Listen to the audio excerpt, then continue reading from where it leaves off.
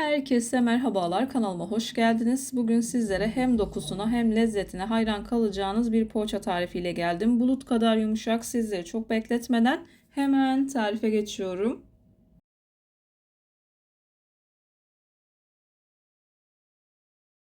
Tarifim için ilk olarak yoğurma kabının içerisine 1 bardak ılık süt ekledim. 1 bardak ılık su ekliyorum. 1 paket instant maya, 2 yemek kaşığı kadar da toz şeker ekliyorum. Toz şeker miktarını kendi damak tadınıza göre ayarlayabilirsiniz. Ben hafif tatlımtırak seviyorum. İyice karıştırdım. 1 çay bardağı kadar sıvı yağını ekledim. 1 adet yumurta ekledim. Sarılarını üzeri için ayırdım.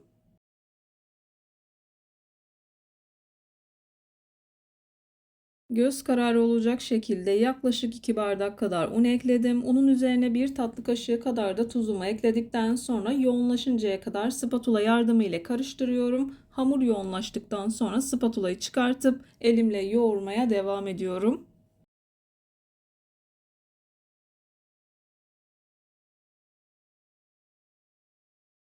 Tam da bu aşamada belirtmek istiyorum. Hamurun dokusu ne kadar güzel olursa ve yumuşak düşerse yaptığınız poğaçalarınız da o kadar yumuşak, bulut gibi oluyor.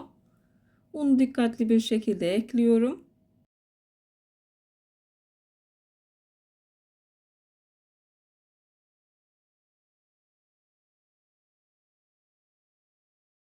Videoyu tam da buraya kadar izlediyseniz her zaman olduğu gibi sizlerden ricam yoruma kalp olur, emoji olur veya tarifim hakkında farklı bir fikriniz varsa bunu da benimle paylaşabilirsiniz. Ayrıca videolarımı sevdiğiniz kişilerle de paylaşarak bana bu şekilde destek olabilirsiniz. Hamurum yoğunlaşmaya başladı. İçerisindeki spatulayı çıkartıp elimle 3-4 dakika kadar özlü bir hal alıncaya kadar unu kontrollü ekleyerek yoğuruyorum.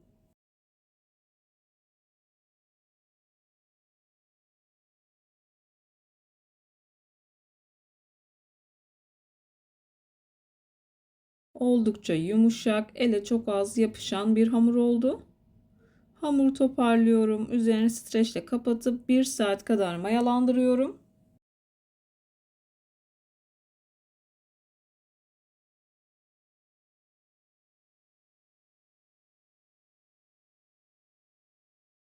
Mayalanma süresi odanızın sıcaklığına göre değişkenlik gösterebilir. Hamur 2 katına çıktıktan sonra hamurunuzu kullanabilirsiniz.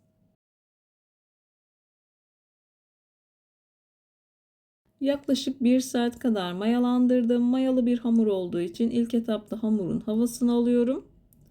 Hamuru şöyle bir toparlayıp masaya alıyorum. Göz kararı olacak şekilde parçalara ayırdıktan sonra bezelerimi hazırlıyorum.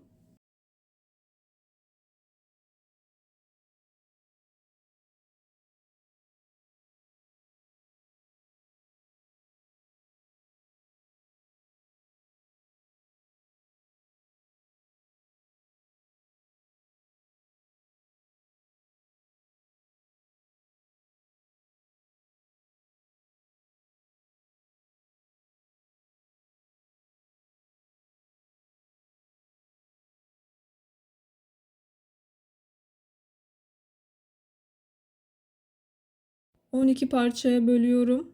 Büyük parçalardan küçük parçalara ek yaparak eşitliyorum.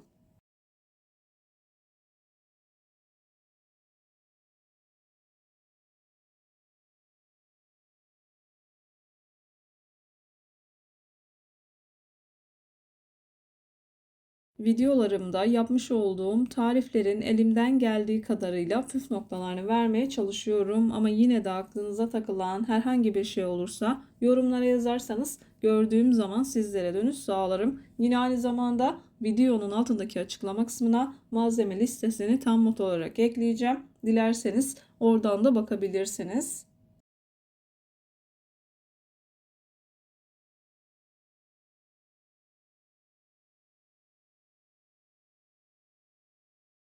Bezelerimi hazırladım. Havalar biraz sıcak olduğu için 10 dakika kadar dinlendirmeniz yeterli olacaktır.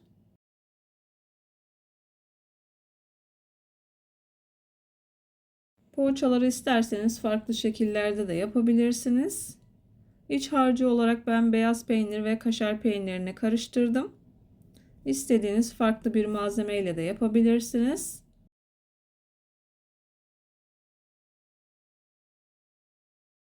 Bu aşamada un kullanmıyorum. Çok az elimi yağlıyorum. Masayı da çok az yağladım.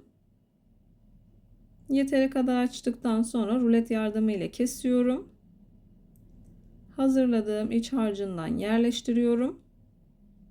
Çok da sık olmayacak şekilde sarıyorum.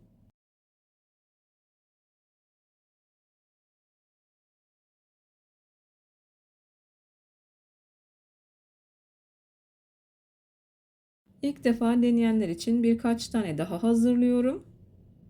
Tam da bu aşamada belirtmek istiyorum. Birçok hamur işi tarifine kanalımdan ulaşabilirsiniz. Tariflerimi gönül rahatlığıyla deneyebilirsiniz. Beğenmediğim, defalarca kez uygulamadığım hiçbir tarifi kanalımda yayınlamıyorum.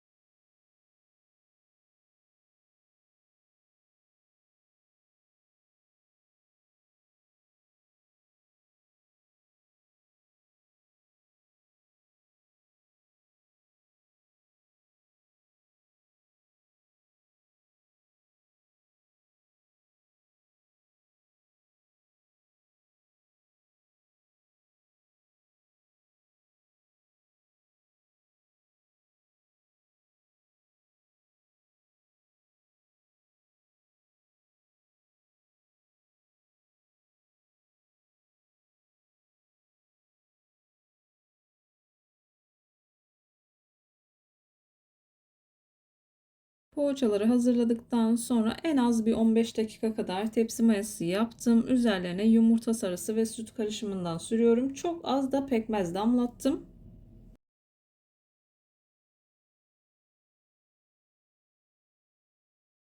Önceden ısıtılmış 170 derecelik fırında altı üstü güzelce kızarıncaya kadar pişirdim.